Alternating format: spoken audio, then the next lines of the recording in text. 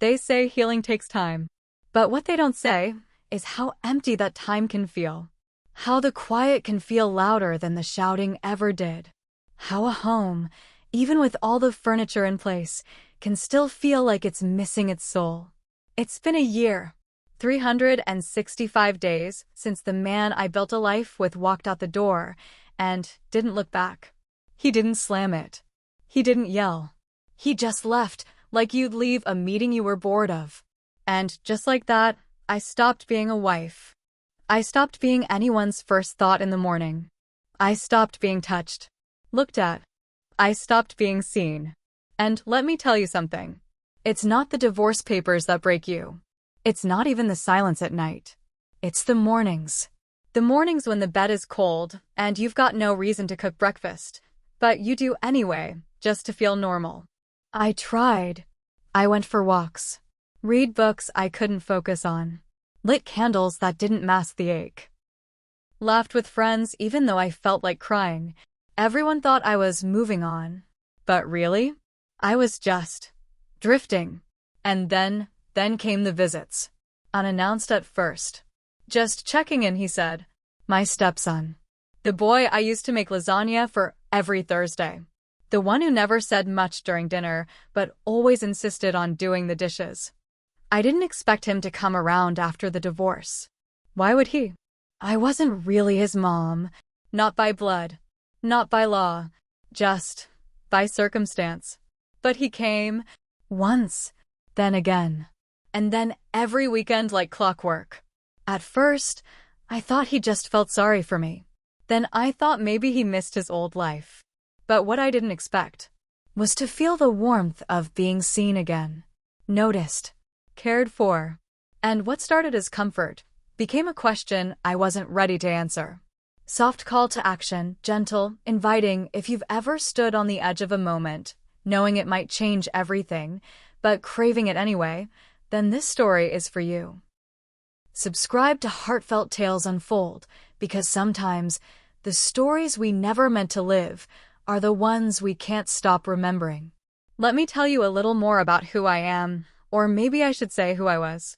I'm 45. And for most of my adult life, I was his wife. The kind of woman who planned birthday parties a month in advance, who ironed his shirts even when he didn't ask, who knew how he liked his coffee and made it that way even on days he didn't deserve it. I met my ex-husband in a coffee shop. Fitting, isn't it? I was in my late 20s, too idealistic for my own good, and he was everything I thought I wanted. Stable. Polished. He made me feel chosen in a way that made me ignore how seldom he made me feel heard. We had a solid life, at least on the outside. But over time, love turned into logistics. Affection became obligation. And somewhere between carpool schedules and business trips, I stopped being his partner and started being his background. He had a son, Jason.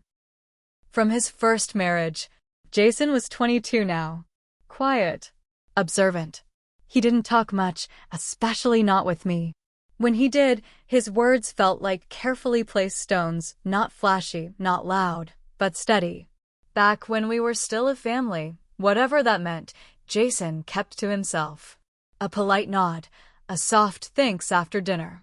I was the woman who made him sandwiches and reminded him to wear sunscreen. We were connected by circumstance, not by heart. So when the marriage ended, I assumed that connection would end too. But then, he started showing up.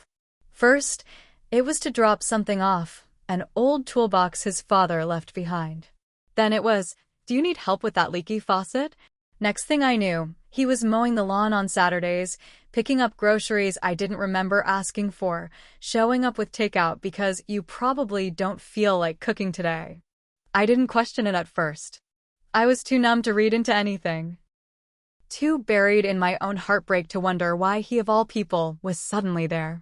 The house we used to share, this big, two-story suburban shell, felt like it got bigger after the divorce. The kind of quiet that clung to the walls. I stopped turning on the TV. Stopped setting the table. Even the dog stopped waiting by the front door. But Jason, he brought a flicker of something back. Not joy. Not yet. but presence.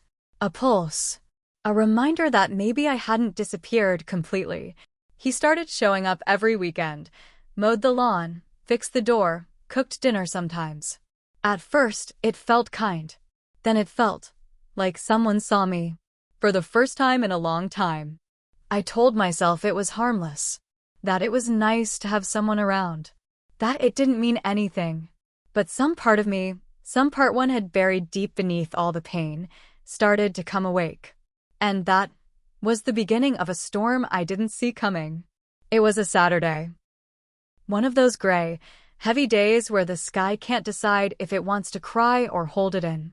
The kind of day that makes the whole world feel like it's holding its breath. Jason came over, as usual. I didn't ask him to, but he showed up anyway, like he always did. With his sleeves rolled, his hoodie damp from the drizzle, and that soft smile that made it hard to remember he wasn't just a boy anymore. I had cooked pasta and garlic bread, something warm, something comforting. We ate in the kitchen, just the two of us, rain tapping at the windows like a lullaby neither of us could fall asleep to. We talked. More than we usually did. He told me about work. About a friend who'd gotten fired. I told him I'd started reading again, something I hadn't done in months. It was easy. Too easy. The conversation felt like sliding into warm water. Gentle, familiar, dangerous. The lights flickered once, then twice. And then everything went dark. I laughed, more out of reflex than humor. He reached for the drawer by the sink and pulled out candles like it was second nature. We lit 3. The whole kitchen glowed with a soft, golden hush. It changed the room. Made it smaller somehow. Closer. I sat back down at the table, and he placed a candle in front of me. Our hands touched just for a second. But he didn't pull away. And I didn't either. It wasn't electric. It wasn't cinematic. It was just still. Too still. I looked up, and he was already looking at me. Not in that polite, distracted way he used to. Not like a son. But like a man seeing a woman for the first time. I cleared my throat and looked away. Pretended to check my phone, though the power was still out. He stood up and started clearing the dishes like nothing had happened. And maybe nothing had. But the air had changed. Thicker. Slower. He didn't leave right away. We sat in the living room for a bit, the only light coming from those flickering candles. He told me stories from when he was little. Memories I'd never heard before. I laughed. He smiled. And then, he said goodnight. Simple. Soft. Like every other time. That night, I didn't sleep. Not because something happened, but because something almost did. I laid in bed and replayed it. Not just the touch, but the look. The silence. The space between us that felt like it was shrinking. I told myself I was imagining it. That it was just the lighting. Just the rain. Just loneliness playing tricks on me. But I knew better. Because when someone sees you after you've spent years being invisible, you feel it. You feel it like a tremor under your skin. And you don't forget it. Not when you're that starved for it. The thing about silence is that after a while, you start filling in the blanks yourself. And my marriage? It had been silent for a long time, long before the papers were signed, long before the house got quiet. I remember the way my husband used to touch me. Not just in the beginning, when everything was new and soft and golden. But even later, those casual touches. The hand on the lower back when guests were over. The kiss on the cheek before work. They were small things, but they were something. Until they weren't. The last year we were together, he stopped touching me altogether. Stopped seeing me. I could have walked through the room in a red dress, crying, and he wouldn't have blinked. I became invisible, like wallpaper in a house no one redecorates. Just part of the scenery. So when Jason looked at me that night, really looked at me, it woke something I thought had died. And that terrified me. Because I knew it wasn't right.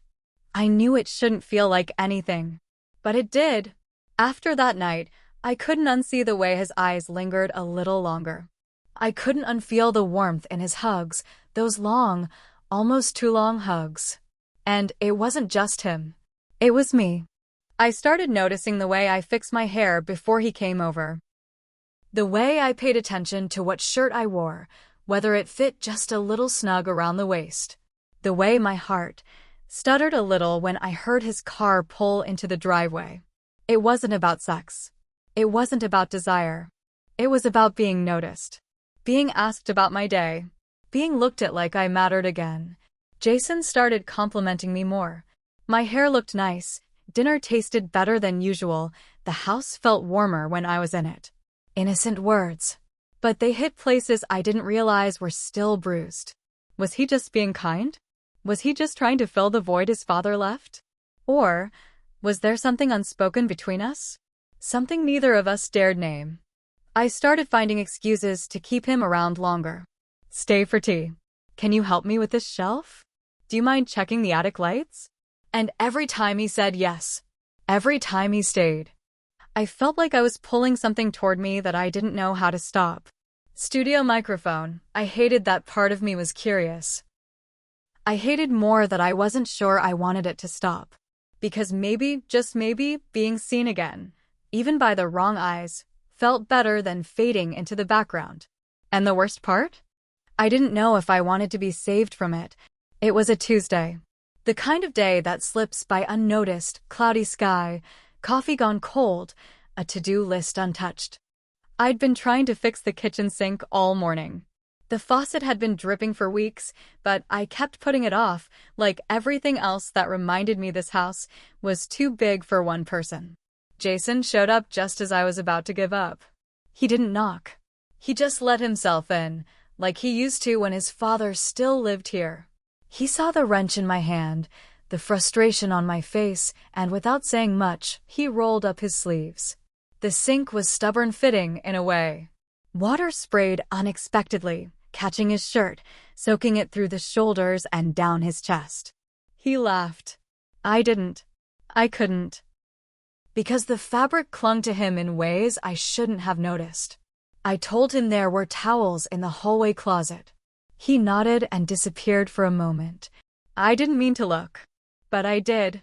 He was standing in the hallway, his back to me, shirt half off, the muscles in his shoulders catching the afternoon light. He wasn't a boy. Not anymore. And in that instant, I wasn't just his father's ex-wife. I was a woman watching a man too long, too closely. I turned away fast, ashamed of myself. Ashamed that it wasn't the first time, and afraid it wouldn't be the last. Later that week, he texted me. Said he wanted to take me out for dinner. Just to cheer you up, he wrote. No pressure. Just food and company. I told myself it was fine. That I needed the fresh air. That it was harmless. But before I left the house, I changed my outfit 3 times. We went to this small Italian place I'd never been to, dim lighting, quiet music, the kind of place people go when they want to feel something again. Our conversation started off light, but somewhere between the first glass of wine and the last bite of dessert, it changed. He asked me things no one had asked in a long time. What I missed.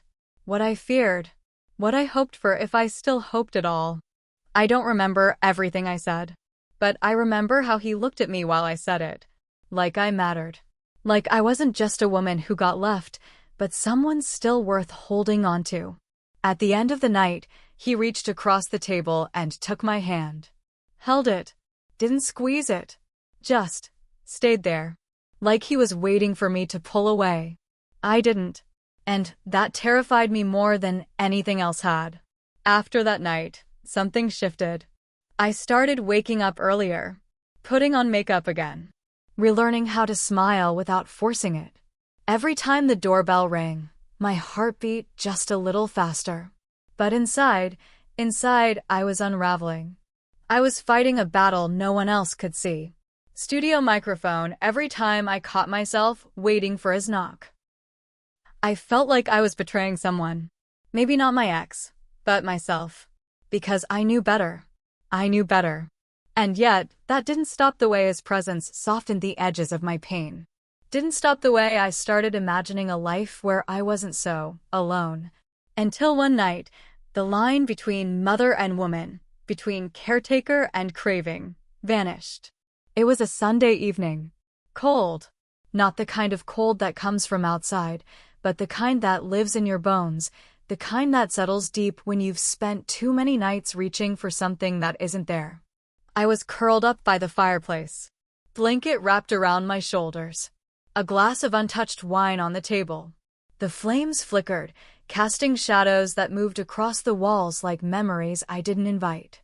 Then the knock came. 3 soft taps. Not urgent. Not loud.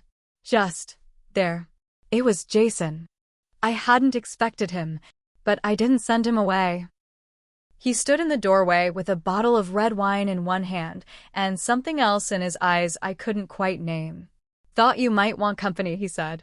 And I nodded because I did, even though I knew I shouldn't. He sat beside me on the floor. We didn't talk at first. We just listened to the fire crackle, to the sound of the wind against the windows. The silence between us didn't feel awkward anymore. It felt familiar. He poured the wine, passed me a glass. Our fingers brushed. And then he said it quietly, like it had been sitting in his throat for years. "He never deserved you." I looked at him, confused, unsure. "My dad," he continued. "I watched the way he treated you, like you were a piece of furniture that just kept the place from echoing." My chest tightened, because it was true, and hearing it out loud made it feel heavier than ever. "I used to wonder," he said, staring into the glass, "how you stayed so kind, so soft, when he didn't give you anything back." I didn't know what to say, so I didn't say anything, and maybe that was the mistake. Because he turned toward me then, really turned, eyes locked on mine, and everything in the room went still. He leaned in, slowly, not forcefully, like someone giving me a moment to say no, to stop it before it started. And I did pull back, just a little. But then, I didn't. Our lips met in a soft, unsure kiss. There was no music, no movie scene magic, just breath and warmth and years of loneliness unraveling in one fragile moment. Then came the silence. The real silence. Not the kind that fills a room, but the kind that fills your chest. I pulled away, stood up, told him to go. My voice didn't even sound like mine, it was shaky, distant, hollow. He hesitated, eyes searching mine, but I didn't say another word.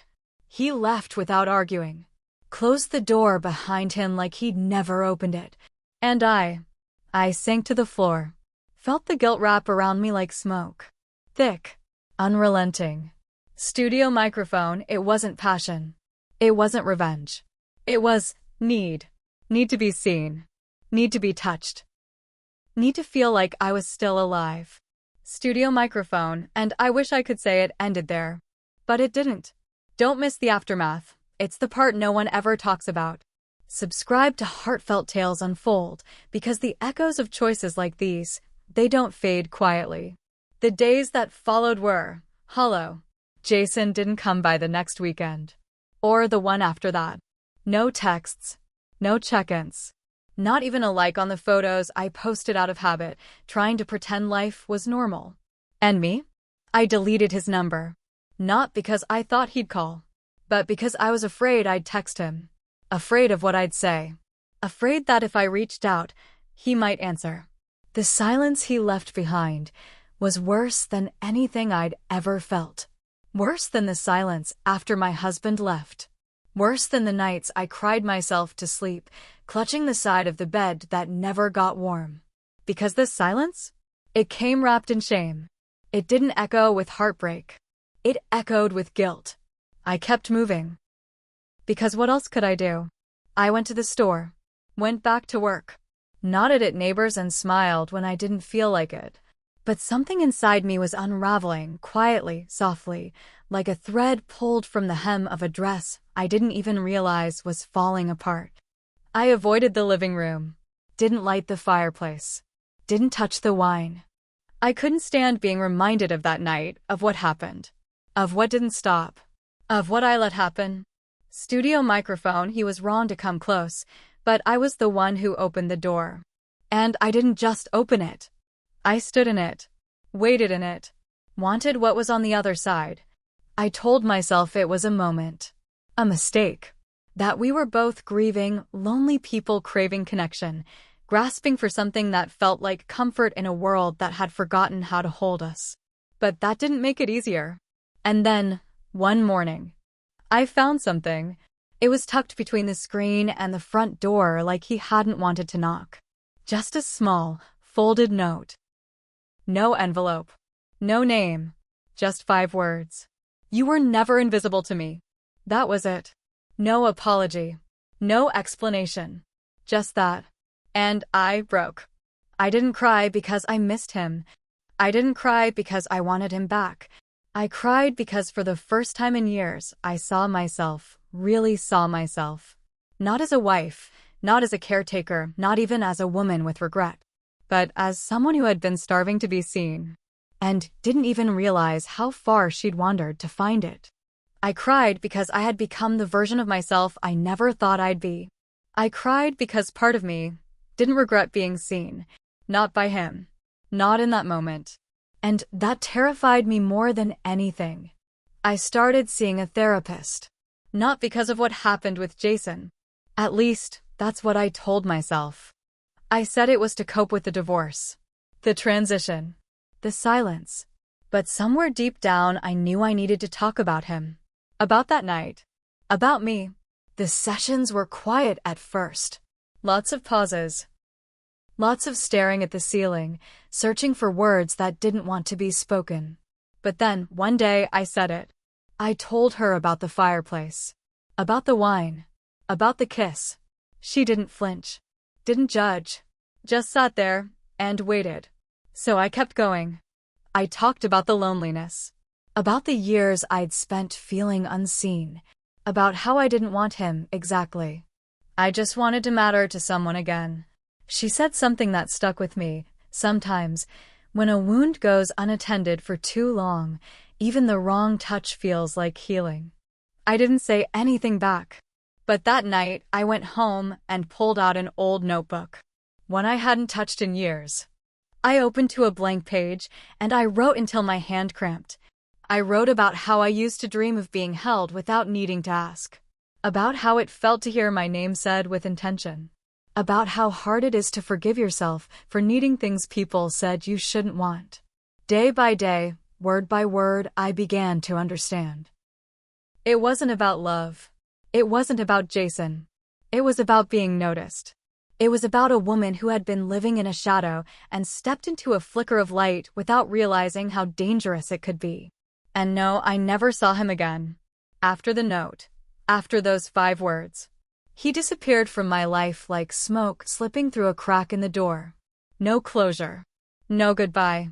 But some nights, he shows up in my dreams. Not as a lover. Not even as a stepson. But as a presence. A reminder. I wonder if he regrets it too. If he thinks about that night, or if it was just a passing moment in a chapter he's already closed. I wonder if he hates me. If he ever hated himself. But mostly, I wonder what it says about me, that part of me is still asking those questions. Studio microphone, what do you call a moment you can't take back? A mistake? Or just a mirror you finally looked into? Because when I looked into his eyes that night, I didn't just see him. I saw me. And I'm still trying to decide if that was the beginning of healing, or the echo of everything I'd buried finally speaking back. Have you ever crossed a line you swore you never would? When you thought only other people crossed? When that felt, at the time, more like stepping out of a prison than into a trap? Have you ever done something, not because you wanted to cause pain, but because for just one moment, you were desperate to feel alive again? That was me. I didn't plan it. I didn't chase it. But I didn't stop it either.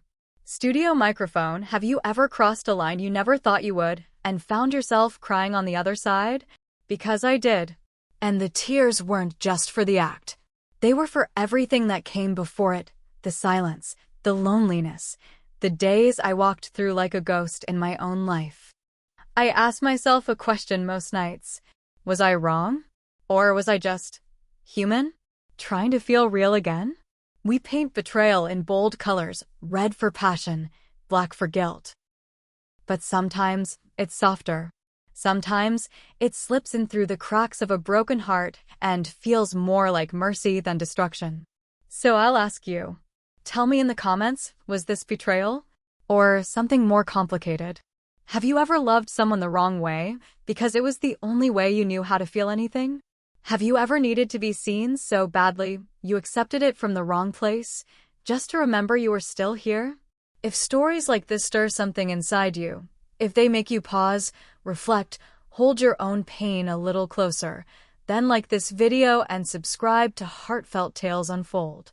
Because here, we don't just tell stories. We unravel the human heart. Desire doesn't knock on your door wearing warning signs. It doesn't come with flashing lights or sirens. Sometimes, it comes dressed as help, kindness, familiarity. Sometimes, it sounds like comfort, like a voice you've heard before, only now it's softer, more tender, more intentional. And sometimes, it holds a mirror so close you forget where your reflection ends and the hunger begins. You don't always know when you've gone too far. Sometimes it happens slowly in glances, in silences, in the way someone lingers a little too long in your doorway. I don't expect forgiveness, maybe not even understanding. But if this story lingers with you, if something in your chest tightened when you heard my words, maybe it's because you felt it too. The ache, the stillness, the longing to just be seen. Be careful who you open your door to when you're lonely. Because sometimes, what steps in is a version of you you're not ready to meet.